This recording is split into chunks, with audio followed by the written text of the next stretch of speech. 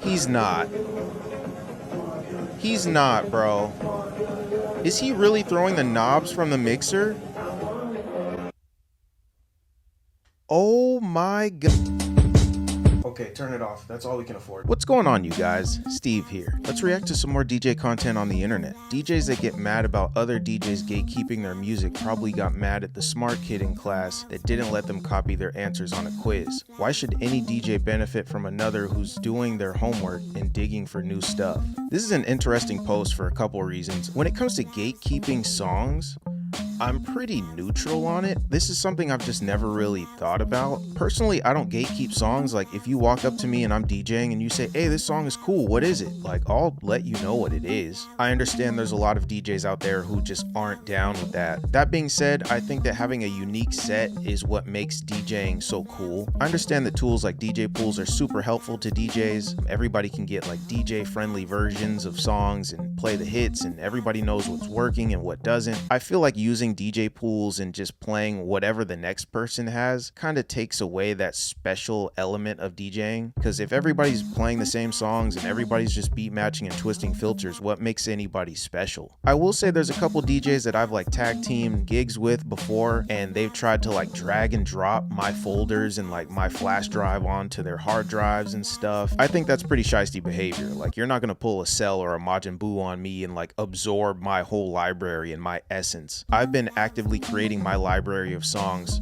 for like the past 15-20 years. I don't use DJ pools. I get all of my songs manually. I put them into my playlist manually. I put a lot of effort and care into my song library. I mostly play all original sets nowadays, so I don't have a problem with anybody playing my songs, taking my music. By all means, play my tracks. Link in the description for my music. I understand why there are DJs out there who are like, nah, you're not getting any of my music, whether you agree with that or not. There's no knobs on this. Literally all of the knobs are gone. He's not. He's not, bro. Is he really throwing the knobs from the mixer?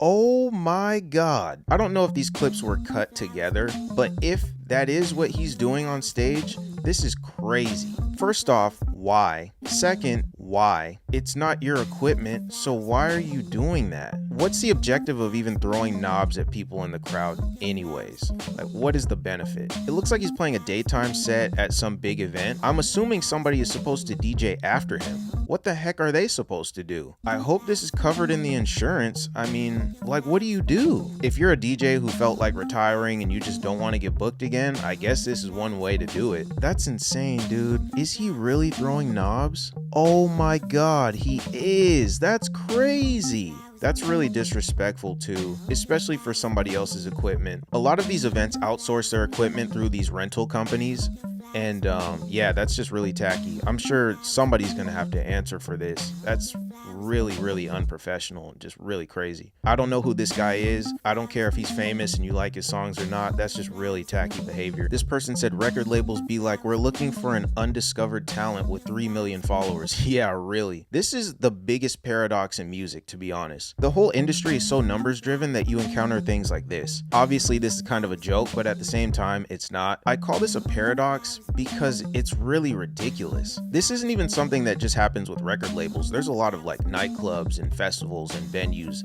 that have this same type of mindset. They want fresh new talent, but at the same time, you gotta be famous for them to care about you. If you've built up a massive following on your own, and that's what it takes for you to attract these labels and to get booked and get signed at all these places, you don't really need them at that point. You've already done the work. That's why I call it a paradox, because if somebody's already built themselves up to be super successful and have a bunch of clout and be super cracking on social media, and they're running up a bunch of streams and touring and gigging and doing their own thing, what are you going to offer them? So I understand why a lot of people think that nowadays these record labels are kind of useless, because they have this mindset. They basically just want you to pull up with a bunch of followers and a dump truck full of cash, and they can just pillage, you know, a percentage off of it. This is kind of funny, but super crazy, because there's a lot of truth in that.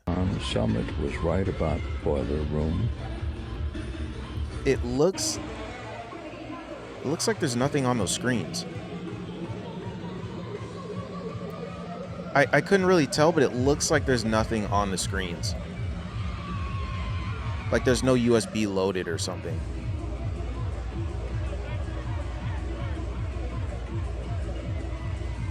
Wait, let me look at this again, because I wasn't sure. It looks like, I can't see all the decks, but I'm assuming that's what they're implying here. I think whoever's filming this is implying that she's faking it, and I can't really tell. It looks like there's not anything going on the screens, but I do know that CDJs sometimes don't load the waveforms. It does look like there's like BPM and time data. I don't really want to nitpick that. The caption says John Summit was right about Boiler Room, and I think they're referencing the tweet that he made about Rebecca Black, the Friday girl, becoming a DJ. I don't want to put words into his mouth, but I believe he said that Boiler Room is dead or something when he saw like a clip of her DJing. A lot of people were mad or annoyed when they found out Rebecca Black is a DJ, but honestly, it's so commonplace for all of these celebrities and influencers, viral memes to just monkey branch into DJ careers that I don't get shocked by it anymore. I think the Jonas Brothers recently started DJing, which is super random, but I mean, more power to them. I don't have an issue with like a lot of these novelty acts and a lot of these celebrities and memes becoming DJs. My issue is when actual DJs and musicians are getting snubbed and those people are being propped up. That's very backwards to me. It's even weirder when like a lot of these super fans make excuses for that and they're like, oh, we don't care who's faking it and who's not, and if they're legit and talented or not, we're in it for the vibes, we only care about the music. And it's like, really, bro? Even with that video I made recently about deadmau5, check that one out, there were deadmau5 fans replying and they were like supporting faking sets, like pre-recorded sets. They're like, oh, he's famous and this person is established, so who cares? And it's like, why do you not have any integrity? But I mean, that's people's prerogative. I can't tell if she's faking it because you can see some track data, like there's the time, the BPM, and some other things are on the screen. The waveform is not on the screen. You can also see on the platter that the digital needle is spinning, so something is happening on the players. This video is uploaded implying that she's faking it. I don't know, but I will say,